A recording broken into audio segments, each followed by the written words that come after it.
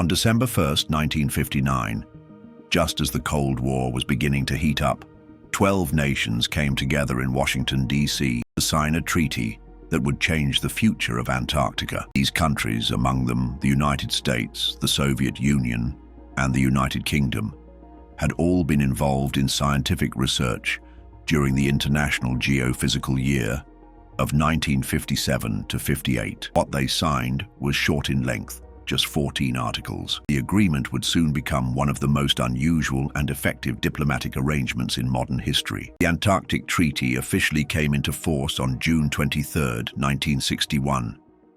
It declared that the entire continent south of the 60th parallel would be used only for peaceful purposes. Military activity was banned.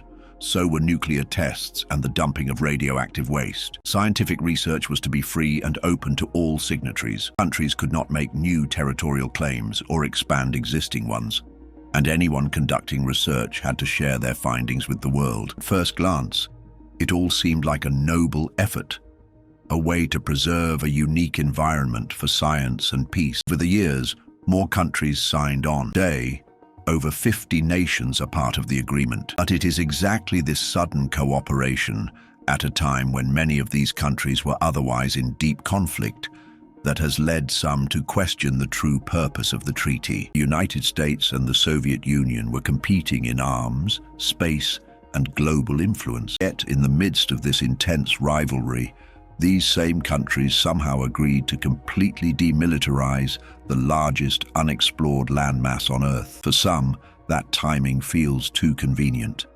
And for theorists, it raises one central question: what exactly was happening in Antarctica that was so